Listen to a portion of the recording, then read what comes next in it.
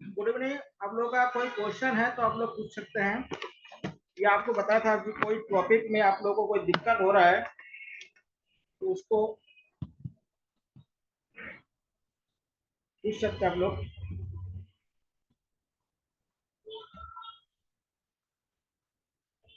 आज हम पॉलिटी के क्वेश्चन को थोड़ा सा देखेंगे। कल इकोनॉमी के क्वेश्चन को देखा था। किसी भी टॉपिक में किसी भी सब्जेक्ट में कोई भी क्वेश्चन या कोई टॉपिक बहुत ज्यादा दिक्कत कर रहा है तो आप उसको पूछ सकते हैं। ठीक है, पहला जो क्वेश्चन आप लोग स्क्रीन पे दिख रहा है वो क्वेश्चन है कि जो 26 जनवरी है, संविधान को 26 जनवरी के दिन लागू करने का निर्णय इसलिए लिया गया क्योंकि मतलब कुल मिलाकर देखिए आप लोगों को बता कि हमारा जो संविधान है वो 26 नवंबर 1949 को बन के तैयार हो गया था। लेकिन क्या कारण था कि 2 महीने बाद उसको लागू करना पड़ा। 26 नवंबर से लेकर 26 जनवरी तक कितना 2 महीने का टाइम क्यों लिया गया, इसके पीछे की क्या कहानी है। तो पहले कांग्रेस ने इस तिथि को 1930 में स्वतंत्रता दिवस के रूप में मनाया था, इसलिए इस तिथि को 1942 में भारत छोड़ो आंदोलन प्रारंभ किया गया था। यह एक शुभ दिन था, उपयुक्त में से कोई नहीं। ठीक है, आपको बताया था 1930 में 26 जनवरी के दिन जवाहरलाल नेहरू के नेतृत्व में रावी नदी किनारे पे लाहौर के रावी नदी किनारे पर भारत का पहला स्वतंत्रता दिवस मनाया गया था। स्वतंत्रता दिवस से मनाया गया था, इसी के लिए क्या है, उसी दिन को याद करके क्या है, इसी दिन क्या है 26 जनवरी 1950 को संविधान को लागू किया गया था। ठीक है, भारत का पहला स्वतंत्रता दिवस कब मनाया गया था, 26 जनवरी 1930 को मनाया गया था। तो इसका सही आंसर क्या होगा, ये कब किया गया था, 26 जनवरी 1930 को किया था। और किसने झंडा फहराया थे, नेहरू जी ने झंडा फहराया था। कहां पे, लाहौर में। कहां पे, लाहौर में। और पूर्ण स्वराज की बात की गई थी। किसकी बात की गई थी, पूर्ण स्वराज की बात की, यानी टोटल इंडिपेंडेंट की बात की गई थी। तो इसमें ये बात की गई थी। तो कब की गई थी, 26। और हमारा संविधान बन के कब तैयार हुआ, हमारा संविधान 26 नवंबर 1949 को बन के तैयार हो गया। इसलिए 26 नवंबर को क्या मनाया जाता है, 26 नवंबर को हमारे यहाँ पे कॉन्स्टिट्यूशन डे मनाया जाता है, यानी संविधान दिवस मनाया जाता है। कब, 26 नवंबर को भारत में संविधान दिवस मनाया जाता है। ठीक है, अगर आपसे पूछे था कि संविधान दिवस कब मनाया जाता है तो 26 नवंबर को मनाया जाता है, क्योंकि इसी दिन क्या है हमारा संविधान बन के तैयार हुआ था। हमारा संविधान क्या हुआ था, बनकर तैयार हुआ था, तो इसी दिन के इसे मनाया गया। अगला क्वेश्चन देखिएगा, ये बोला कि भारतीय संविधान में शामिल है। देखिए जब हमारा संविधान बना था उसमें क्या था, उस समय देखिए स्थिति क्या था समझ लीजिएगा। जब हमारा संविधान बना था तो उस समय 395 अनुच्छेद था, 8 सॉरी 22 भाग था और 8 सूचियां था। ये मूल संविधान की बात बोल रहा हूँ। वर्तमान में कितना है, 12 है। तो आंसर क्या हो जाएगा, यही वाला सही हो जाएगा। ठीक है, 12 अनुसूची है, तो किसी में देखिए 12 अनुसूची नहीं, तो भारतीय संविधान में शामिल है।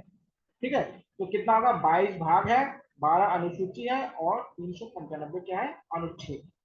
मूल संविधान में कितना था, 395, 22 और 8।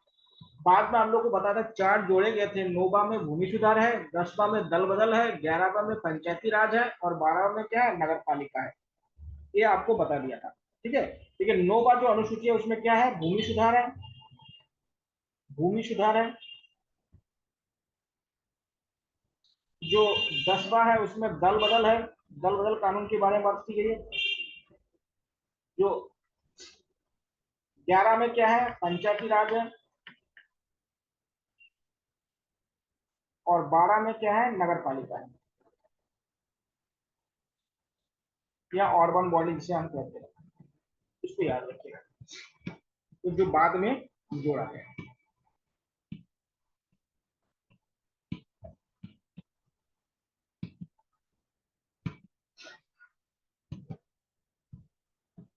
भारतीय संविधान में कितने आर्टिकल है। देखिए वर्तमान में आर्टिकल की संख्या क्या है, बढ़ गया है, लेकिन ये पुराना दे रखे हैं, तो क्या है इसमें 400 से अधिक आर्टिकल हो जाएगा। आंसर क्या होगा, 400 से अधिक आर्टिकल वर्तमान में है। इस समय 475 के करीब करीब आर्टिकल है, इसको ढूंढिए। 400 से अधिक आर्टिकल है। इस तरह के क्वेश्चन भी क्या है पूछे जाते हैं। यूपी में जो गवर्नमेंट इंटर कॉलेज होता है उसी में क्या था, जो क्वेश्चन आते हैं उसी का है, ध्यान दीजिए। अगला है संघ सूची, राज्य सूची और संवर्ती सूची के बारे में। आपको पता है कि हमारे यहाँ पे जो अनुसूचित 7 है, कितने अनुसूचित जो 7 है, इसमें क्या है, 3 प्रकार के क्या है, सूची है।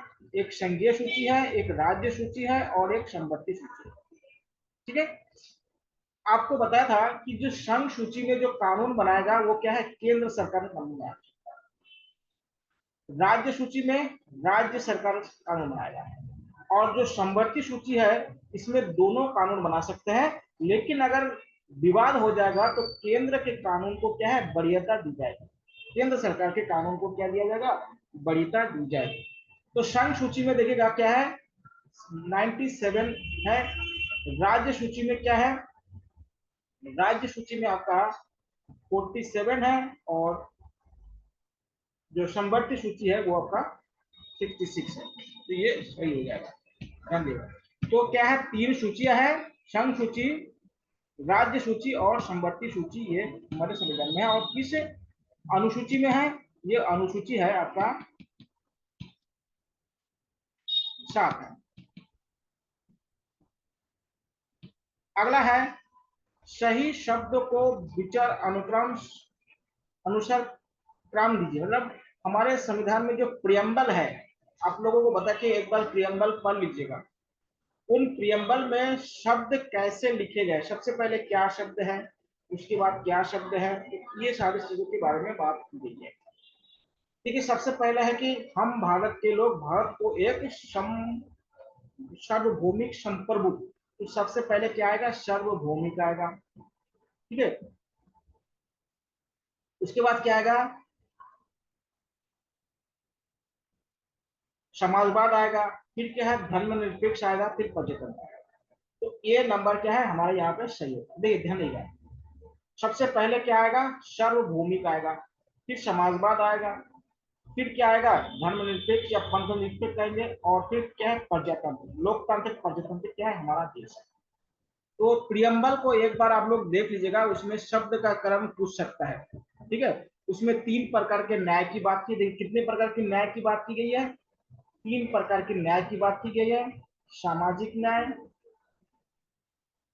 आर्थिक न्याय और राजनीतिक न्याय। और समता, देखिए 2 प्रकार के समता की बात की गई है, ठीक है। इस सारी चीजों को क्या है, ध्यान रखिएगा। क्वेश्चन कैसे भी बन सकता है, हर तरह से तैयार रहना चाहिए कि कोई क्वेश्चन क्या है, गलत नहीं होना पाए। अगला है, भारतीय संविधान की प्रस्तावना में समाजवादी शब्द किस संशोधन के तहत जोड़ा गया, देखिए कितने बार आप लोगों को बताया था, किस संशोधन के द्वारा जोड़ा गया था, 42वां संशोधन। कब हुआ था, 1946 में हुआ था। इसमें प्रधानमंत्री कौन थे, पीएम कौन थे, इंदिरा गांधी, इंदिरा गांधी के समय। और 42वां संशोधन को क्या कहा जाता है, लघु संविधान कहा जाता है, क्योंकि इसमें बहुत बड़ा चेंज हुआ था हमारे संविधान में। तो ध्यान रखिएगा, 42वां संविधान संशोधन को क्या कहा जाता है, लघु संविधान कहा जाता है। तो 42वां जो संविधान संशोधन है उसको क्या कहा जाता है, लघु संविधान कहा जाता है। ध्यान दीजिएगा, लघु संविधान किसे कहते हैं। देखिए इस समय 3 शब्द जोड़े गए थे, एक तो समाजवादी था, एक पंथ निरपेक्ष था, और एक क्या था, अखंडता। ये 3 शब्द जोड़े गए थे कब, 42 अमेंडमेंट के माध्यम से जोड़े गए थे। 42 अमेंडमेंट के माध्यम से ये 3 शब्द क्या है, जोड़े गए थे।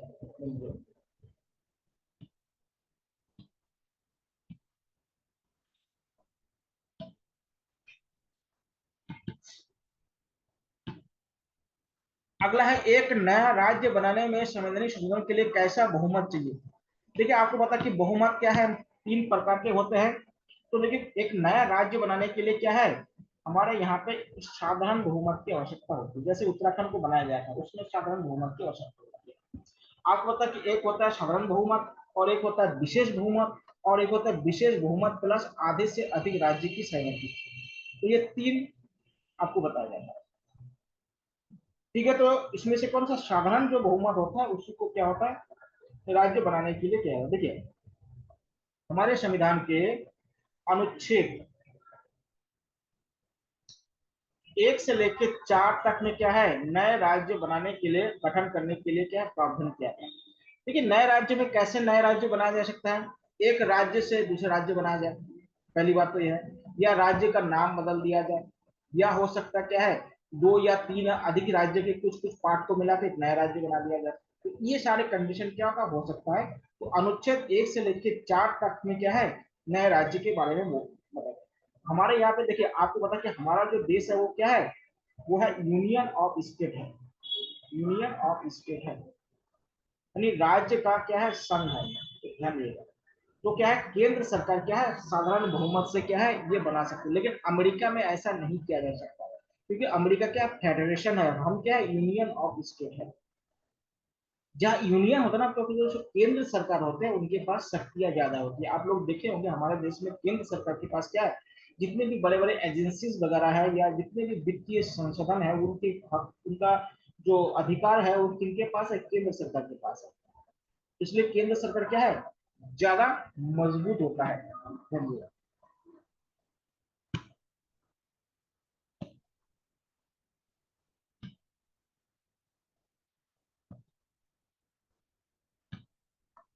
अगला देखिए सवाल क्या है, उन मौलिक अधिकारों का चयन करें जो भारतीय नागरिक को प्राप्त है परंतु जो विदेशी है उनको प्राप्त नहीं है। देखिए क्या नहीं है, हमारे देश के लोगों को तो प्राप्त है लेकिन बाहर के लोगों को वो चीज प्राप्त नहीं है। तो इसमें 2 3 चीज देखिए, एक तो है अल्पसंख्यकों का अधिकार। इन जो माइनॉरिटीज है ना, केवल भारत के लोगों के जो माइनॉरिटीज है उनको वो अधिकार दिया जाता है, समझिएगा।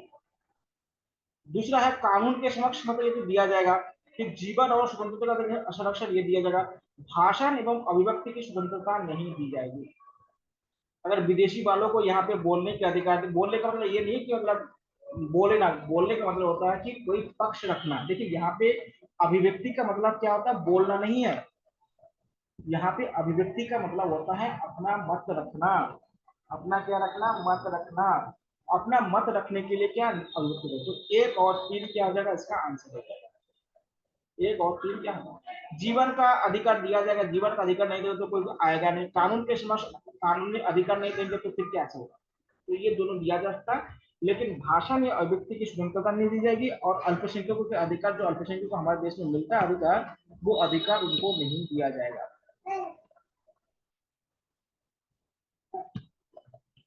इसको ध्यान रखिएगा।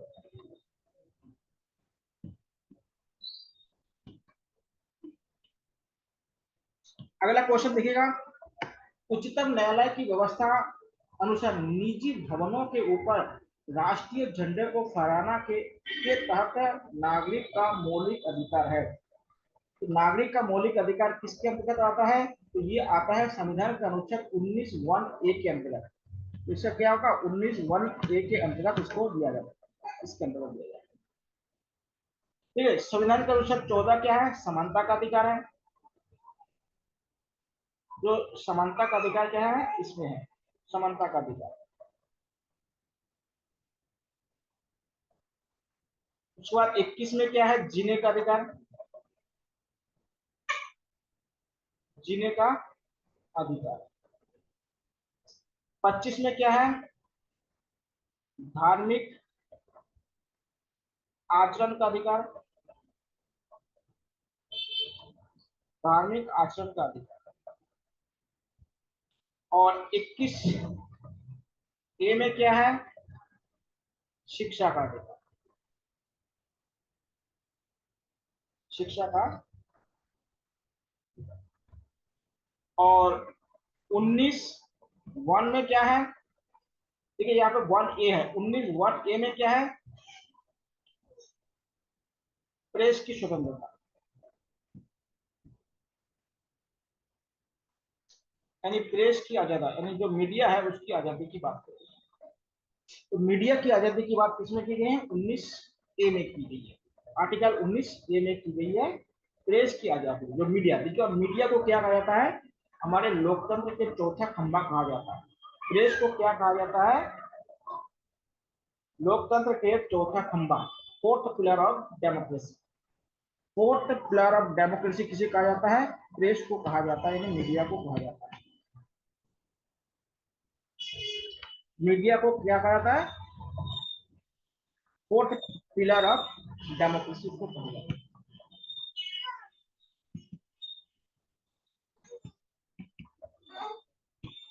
अब भारतीय संविधान में संशोधन करके शिक्षा का अधिकार कब जोड़ा गया है, तो शिक्षा का अधिकार कब जोड़ा गया है, आपको बताया था 1 अप्रैल 2010 को जोड़ा गया। 1 अप्रैल 2010 को शिक्षा का अधिकार जोड़ा गया, जिसे RTE कहा जाता है, राइट टू एजुकेशन।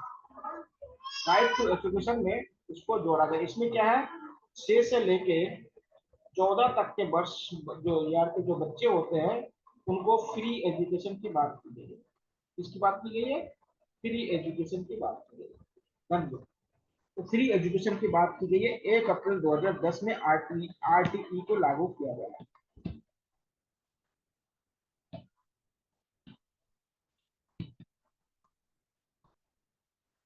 अगला है मानव अधिकार। भारतीय संविधान के अंतर्गत मौलिक अधिकार भी है।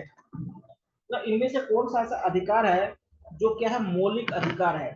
देखिए यहाँ पे कौन सा मौलिक अधिकार है, शिक्षा का अधिकार। अभी आपको बताया शिक्षा का अधिकार क्या है, मौलिक अधिकार है। शिक्षा का अधिकार कहाँ पे है, मौलिक अधिकार है। कहाँ पे है, आर्टिकल 21(a) में। तो ये क्या है, मौलिक अधिकार। धन्यवाद। काम का अधिकार क्या है, मौलिक अधिकार नहीं है। मकान का अधिकार क्या है, मौलिक अधिकार नहीं है। ठीक है, ये क्या है, नीति निर्देशक तत्व में आता है। कहाँ पे आता है, नीति निर्देशक तत्व में ये आता है।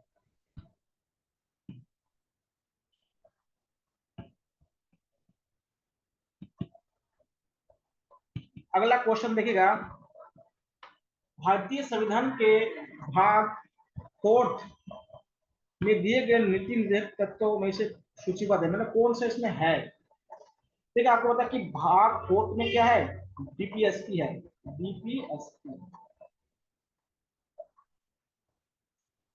है। और कहां से कहां तक है, आर्टिकल 36 से लेकर 51 तक इसका वर्णन है। इसमें क्या मौलिक अधिकार, मौलिक क्या कहना फंडा, वो डीपीएसपी राज्य के निदेशक तत्व इसमें शामिल है।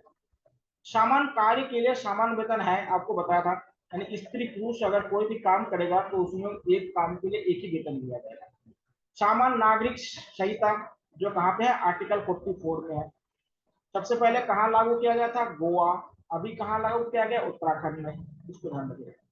छोटे परिवार का मापदंड, परिवार नियोजन के बारे में भी क्या है, बात की गई है। प्राथमिक स्तर पर मातृभाषा में शिक्षा, प्राथमिक स्तर पर क्या है, मातृभाषा में शिक्षा, ये बात नहीं गई। शिक्षा के अधिकार की तो बात की गई है, लेकिन प्राथमिक स्तर पर मातृभाषा का शिक्षा ऐसी कुछ नहीं बात की गई है। एक दो तीन हो जाता है। परिवार नियोजन के बारे में भी बात की गई है। परिवार क्या ना छोटा होना चाहिए, यानी स्वास्थ्य के बारे में बात की, परिवार नियोजन को स्वास्थ्य के बारे में बात की गई है।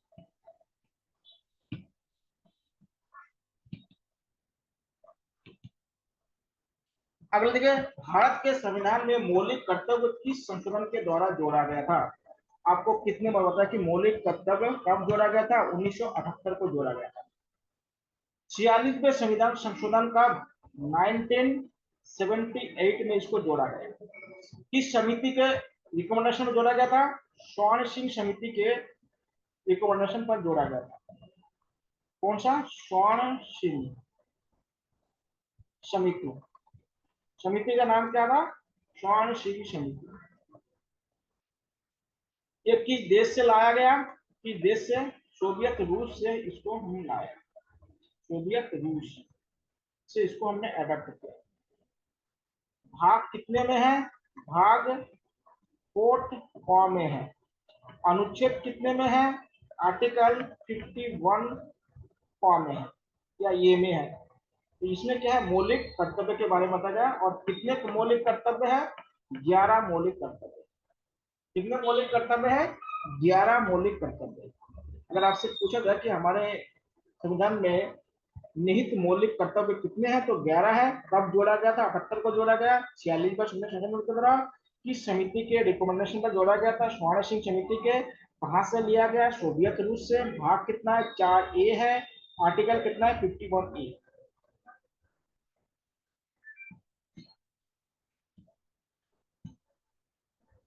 क्वेश्चन जहां में नहीं समझ में आ रहा है उन सारे क्वेश्चन को क्या है, आप लोग पूछिएगा। देखिए पेपर के बाद पूछने से कोई फायदा नहीं है, अभी टाइम है, उसको करिए। भारत के राष्ट्रपति अपनी शक्ति का प्रयोग करते हैं, यानी भारत के जो राष्ट्रपति है वो अपनी शक्ति का प्रयोग कैसे करते हैं, सीधे अपने अधीनस्थ अधिकारियों द्वारा। देखिए अधिकारियों के द्वारा नहीं करते हैं, मंत्रियों के द्वारा नहीं करते हैं, प्रधानमंत्री के द्वारा नहीं, बल्कि मंत्रिमंडल के द्वारा, जिसको कैबिनेट कहा जाता है। प्रधानमंत्री, राष्ट्रपति कोई भी डिसीजन जो लेते हैं ना, वो मंत्रिमंडल के सलाह पर लिया जाता है। देखिए प्रधानमंत्री क्या है, मंत्रियों में श्रेष्ठ है। इसका मतलब ये नहीं कि प्रधानमंत्री और मंत्री के ताकत में ज्यादा अंतर नहीं है, ध्यान दीजिएगा। मंत्रिमंडल क्या होता है कि सलाह पर ही क्या है, राष्ट्रपति अपने कार्य करते हैं। भारत में जो भी कार्य होता है वो मंत्रिमंडल के सलाह पे ही किया जाता है, राष्ट्रपति द्वारा या राष्ट्रपति के नाम पे जाता है। देखिए मंत्रिमंडल के सलाह पे किया जाता है और राष्ट्रपति के नाम पर किया जाता है। इसलिए आपको बता कि भारत के राष्ट्रपति क्या है, भारत के प्रथम नागरिक है और संवैधानिक प्रमुख भी है। राष्ट्रपति क्या है, संवैधानिक प्रमुख भी है या राष्ट्र के प्रमुख है, हेड ऑफ द नेशन जिसे कहा जाता है। तो हेड ऑफ द नेशन कौन है, हमारे राष्ट्रपति है। और हेड ऑफ द गवर्नमेंट कौन है, प्रधानमंत्री। हेड ऑफ द गवर्नमेंट कौन सा है, प्रधानमंत्री। अगला देखिए, यदि राष्ट्रपति एवं उपराष्ट्रपति का पद खाली हो तो भारत के राष्ट्रपति के पद पर कौन होगा। ये क्वेश्चन आपको करवाया था कि अगर मान लेते किसी कारण से राष्ट्रपति और उपराष्ट्रपति ना हो तो उस समय कौन राष्ट्रपति के रूप में कार्य करेगा, तो वो कौन करेगा, भारत के मुख्य न्यायाधीश। जो भारत का जो मुख्य न्यायाधीश होगा वो करेगा। और भारत का मुख्य न्यायाधीश का नहीं होगा तब, तब क्या होगा, सुप्रीम कोर्ट के जो वरिष्ठतम सदस्य होगा या वरिष्ठतम न्यायाधीश होगा, वही क्या होगा, राष्ट्रपति के रूप में कार्य करेगा। ठीक है। और राष्ट्रपति का पद कितने महीने तक खाली रह सकता है? मैक्सिमम 6 महीने तक खाली रह सकता है। कितने महीने तक? 6 महीने तक। एकमात्र मुख्य न्यायाधीश थे जिन्होंने क्या है, राष्ट्रपति के रूप में काम किया था, उनका नाम क्या है? एम हिदायत उल्ला।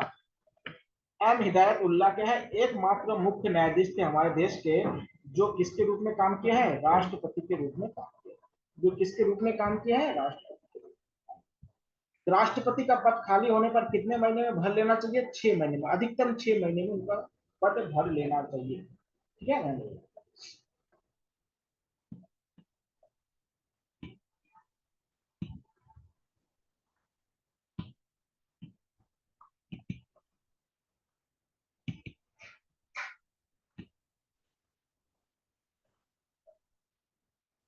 श्रीमती प्रतिभा पाटिल का भारतीय गणतंत्र के राष्ट्रपति के क्रम क्या होगा?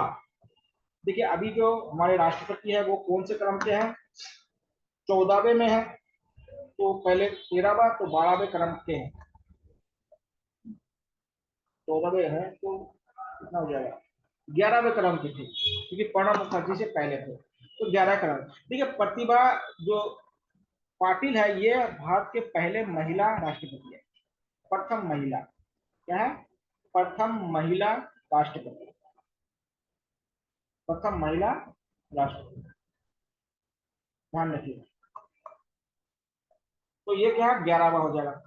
और प्रथम महिला प्रधानमंत्री कौन है? इंदिरा गांधी, जानते हैं। प्रथम महिला लोकसभा के अध्यक्ष कौन थी? मीरा कुमार। मीरा कुमार क्या थी? पहले क्या है, जो हमारे स्पीकर है लोकसभा के वो स्पीकर है, कौन है? मीरा कुमार। इसको ध्यान रखना। और प्रधानमंत्री में कौन है? इंदिरा गांधी। राष्ट्रपति का कार्यकाल कितना होता है? 5 साल के लिए होता है, ध्यान दीजिए। देखिए बहुत बढ़िया क्वेश्चन है। अगर ऐसे क्वेश्चन आ जाएगा तो बहुत से लोग हाथ खड़ा कर देंगे।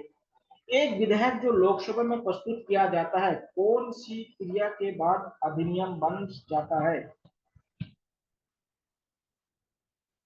11 पे एपीजे अब्दुल कलाम, तो 12 पे लगा दीजिए क्रम के हिसाब से। अभी 15 पे है, 14 में है? 15 में होगा शायद। 15 पे उसी हिसाब से लगा दीजिएगा। 15 पे अभी होगा तो उसको क्रम से लगा दीजिएगा। चलिए अगला है, एक विधेयक जो संसद में प्रस्तुत किया जाता है कौन सी क्रिया के बाद अधिनियम बन जाता है? तो मतलब जब वह संसद के दोनों सदनों के द्वारा पारित हो जाता है, जब राष्ट्रपति अपनी सहमति दे देता है, जब प्रधानमंत्री इस पर हस्ताक्षर कर देता है, जब सर्वोच्च न्यायालय इसे केंद्रीय संसद के अधिकार क्षेत्र में होना घोषित करता है। तो कौन सा होगा? इसका आंसर हो जाएगा आपका जब राष्ट्रपति अपनी सहमति दे। देखिए आपको बताया कि जब कोई भी जो बिल होता है वो तब तक अधिनियम या एक्ट नहीं बनता जब तक उसमें राष्ट्रपति का सिग्नेचर नहीं होगा। ये देखिए बिल है, ये बिल एक्ट कब बनेगा? जब इस पे किसका सिग्नेचर होगा? प्रेसिडेंट का क्या होना चाहिए? साइन होना चाहिए, यानी सहमति होना चाहिए। तो आंसर क्या हो जाएगा? राष्ट्र। देखिए आपको बता कि जो धन विधेयक होता है उसको लोकसभा में प्रस्तुत करने से पहले राष्ट्रपति की सहमति लेना जरूरी होता है, ध्यान दीजिएगा। लेकिन जो साधारण बिल होता है उसमें बिल को रखने के लिए राष्ट्रपति की सहमति की आवश्यकता नहीं होती है। तो बिल एक्ट कब बन जाता है? जब उसमें राष्ट्रपति की सहमति होगी तब वो एक्ट।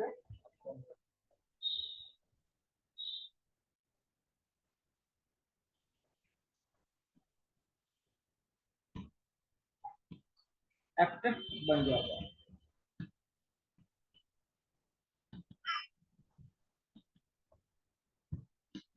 अगला देखिए, मोहम्मद हामिद अंसारी का भारत के उपराष्ट्रपति के रूप में क्रमांक पूछा जा रहा है। तो जितने राष्ट्रपति का क्रमांक हो गए तो हामिद जो अंसारी थे, देखिए इसमें थोड़ा सा दिक्कत है कि व्यक्ति के हिसाब से देखा जाए या पद के हिसाब से देखा जाए। देखिए व्यक्ति और पद इसमें नहीं दे रखा, दिक्कत जानते हैं इसमें। अभी राष्ट्रपति वाले में भी क्या यही कंफ्यूजन है, एक है व्यक्ति के हिसाब से और एक है पद के हिसाब से।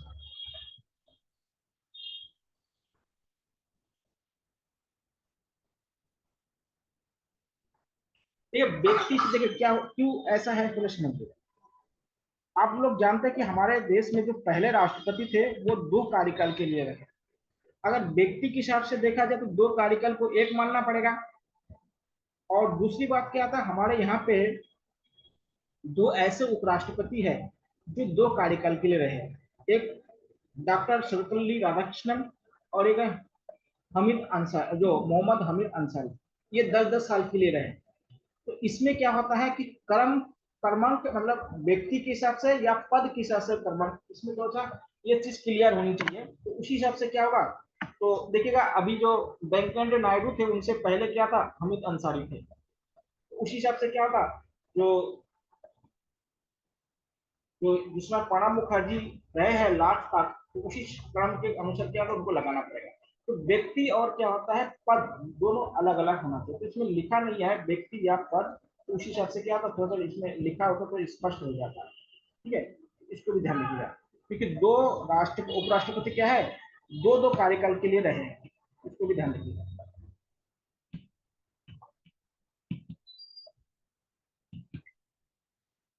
राष्ट्रीय सुरक्षा समिति का प्रधान कौन होता है? देखिए हमारे यहाँ पे जो नेशनल सिक्योरिटी होता है उसके प्रधान कौन होता है? ठीक है, जितने भी सुरक्षा संबंधित मैटर होता है उसका अध्यक्ष कौन होगा, वो होंगे आपके प्रधानमंत्री। कौन होंगे? प्रधानमंत्री। जो राष्ट्रीय सुरक्षा समिति के अध्यक्ष कौन होंगे, प्रधान कौन होंगे? प्रधानमंत्री। या हमारे यहाँ पे जो परमाणु ऊर्जा या परमाणु बम या परमाणु अनुसंधान का जो अध्यक्ष होते हैं वो भी क्या होता है, राष्ट्रपति व राष्ट्रपति प्रधानमंत्री होते हैं। इसको भी ध्यान रखिएगा। और राष्ट्रीय सुरक्षा समिति के जो इस समय जिसको अध्यक्ष बनाया गया, प्रधान तो राष्ट्र प्रधानमंत्री होते हैं, लेकिन उसको जो देखने के काम करने के लिए बनाया गया उसको जानते हैं, अजीत डोभाल का नाम सुने होगा आप लोगों ने। सुरक्षा सलाहकार जिसको बनाया गया, एडवाइजर जिसको बनाया गया, जिसको राष्ट्रीय सुरक्षा समिति के जो एडवाइजर है वो कौन है? अजीत डोभाल, जो उत्तराखंड से है, आप लोग जानते हैं उत्तराखंड से है। अजीत डोभाल का नाम सुने होंगे, जो राष्ट्रीय सुरक्षा सलाहकार बनाया गया है प्रधानमंत्री के। क्या बनाया गया? राष्ट्रीय सुरक्षा सलाहकार बनाया गया है अजीत डोभाल। अगला है, भारत सरकार कौन सा अधिकारी सदस्य न होते हुए भी भारतीय संसद की कार्रवाई में भाग लेने का अधिकार रखता है? ये आपको बताया था, कौन सा हो जाएगा? Attorney general of India. Attorney general of India एक ऐसा व्यक्ति होता है या ऐसा पद होता है जो संसद के सदस्य ना होते हुए भी क्या है, संसद का ना सदस्य होते हुए भी क्या है, संसद में बोल सकते हैं, बैठ सकते हैं। और जब तक संसद की कार्यवाही में भाग लेंगे तो उनको क्या है, संसद के विशेषाधिकार भी उनको प्राप्त होगा। लेकिन एक काम वो नहीं कर सकते हैं, जब संसद में वोटिंग होता है तो वोटिंग में भाग नहीं ले सकते। इसमें भाग नहीं ले सकते वोटिंग। किस आर्टिकल में अटॉर्नी जनरल के बारे में बताया गया था? अटॉर्नी जनरल के बारे में बताया गया 76 अनुच्छेद में बताया गया, आर्टिकल 76। इसमें 76 में अटॉर्नी जनरल के बारे में बताया गया है। समझिएगा, इसको महान्यायवादी कहा जाता है। क्या कहा जाता है? और जो अटॉर्नी जनरल होते हैं ये हमारे देश का सबसे बड़ा विधि अधिकारी होता है। क्या होता है? विधि अधिकारी होता है। इसको ध्यान रखिएगा, देश का सबसे बड़ा विधि अधिकारी कौन होता है? Attorney general. अगला देखिए, एक गैर सदस्य के रूप में संसद के किसी भी सदन में भाग लेने वाला कौन होता है? अभी आपको बताया था, महान्यायवादी। तो महान्यायवादी जिसको अटॉर्नी जनरल कहा जाता है वो भाग लेते हैं। मुख्य चुनाव आयुक्त, इसके बारे में आपको पता किया है। देखिए आर्टिकल 324 में इसकी बात की गई है। उपराष्ट्रपति का आर्टिकल कितना है? आर्टिकल 66 में इसकी बात की गई है। मुख्य न्यायाधीश जो उच्चतम न्यायालय की का बात की गई है, आर्टिकल 124 में उच्चतम न्यायालय की बात की गई है, सुप्रीम कोर्ट की बात की। तो हमारे सुप्रीम कोर्ट में कितने जजेस है? 34 जज है। उसको भी ध्यान रखिए, मुख्य न्यायाधीश को इंक्लूड करके 34 जज है वर्तमान में। 33 जज है और एक मुख्य न्यायाधीश है जिसको सीजीआई कहा जाता है। उसको ध्यान रखिए। अगला है, एक एमपी की सीट को रिक्त घोषित किया जा सकता है यदि वह सदन से लगातार की अवधि के लिए अनुपस्थित। एक जो एमपी होता है या जो लोकसभा सदस्य होता है अगर लगातार क्या है संसद में ना जाए तो उन पर क्या होता है, उनको संसद के सदस्य से हटाया जा सकता है। तो वो है क्या, लगातार, अगर लगातार की बात बोल रहे हैं तो लगातार 2 महीने, नहीं 2 महीने मतलब क्या है 60 दिन तक अगर ना जाए, 60 दिन तक अगर संसद के कार्यवाही में अगर भाग ना ले तो उनको क्या है संसद के पद से हटाया जा सकता है। समझिए,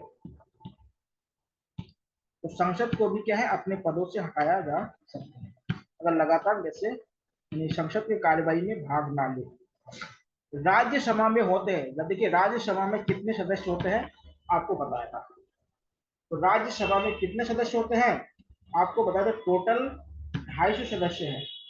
उसमें से 12 सदस्य क्या होते हैं, उनमें से 12 सदस्य क्या है राष्ट्रपति द्वारा चुने जाते हैं, और जो अन्य सदस्य होते हैं उनको क्या होता है चुनाव के माध्यम से चुने जाते हैं।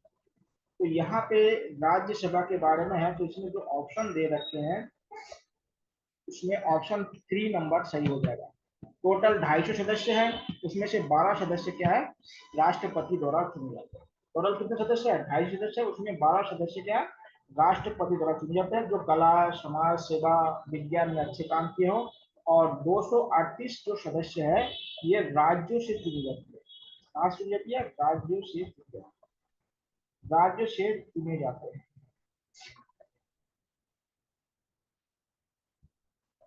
हाँ जी। तो कितने हैं वर्तमान में 250 है, 12 को राष्ट्रपति चुनते हैं और बाकी राज्य से चुने जाते हैं।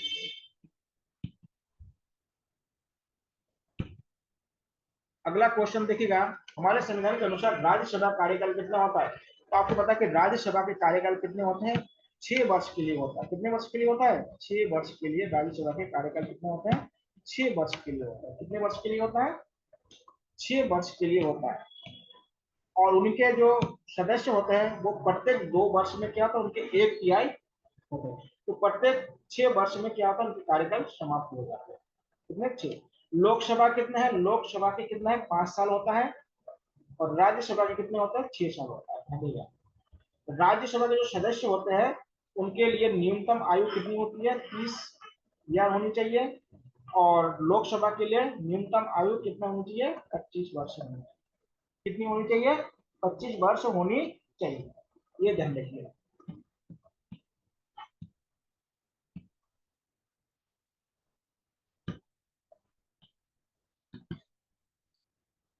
अगला क्वेश्चन देखिएगा, किस सभा का अध्यक्ष उसका सदस्य नहीं होता। देखिए ये क्वेश्चन भी आप लोगों को करवाया गया था कि कौन सा ऐसा सभा होता जिनका अध्यक्ष क्या होता उस सभा के सदस्य नहीं होता है, तो वो है राज्यसभा।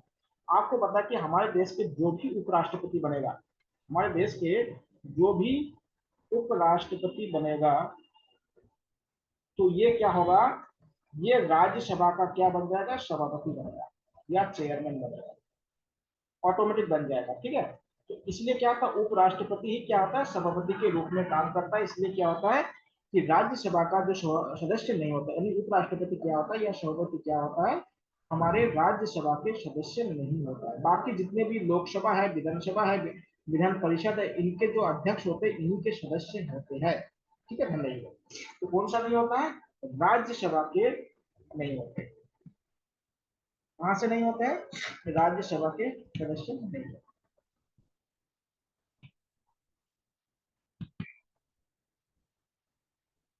राज्यसभा का पदेन अध्यक्ष कौन होता है, अभी आपको पता है उपराष्ट्रपति होता है। ये तो सब बहुत इंपॉर्टेंट क्वेश्चन है, इसको देख लेते हैं। कह रहा कि निम्नलिखित कथन पर कौन सा सही नहीं है। तो पहला है धन संपत्ति के मामले में राज्यसभा शक्तिहीन है। तो ये शक्ति है, आपको पता है कि राज्यसभा क्या होता है केवल 14 दिन का क्या होता है धन विधेयक को अपने पास रोक सकता है। उसमें कोई भी अगर संशोधन करता है तो लोकसभा उसको अगर ना मानेगा तो उस संशोधन को मान्य नहीं माना जाएगा। धन विधेयक की शुरुआत राज्यसभा में होती है, ये सबसे गलत है। धन विधेयक आपको बताया कि धन विधेयक हमेशा कहां से शुरू होती है, लोकसभा से शुरू होती है। धन विधेयक कहां से शुरू होती है, लोकसभा शुरू होती है। इस आर्टिकल में धन विधेयक है, आर्टिकल 110 में क्या है धन विधेयक के बारे में बात की गई है। यानी मनी बिल के बारे में कहां बात की गई है, मनी बिल हमेशा लोकसभा में प्रस्तुत होती है, और मनी बिल का जो घोषणा होता है कि कौन सा बिल मनी बिल होगा, उसकी घोषणा कौन करता है? लोकसभा अध्यक्ष।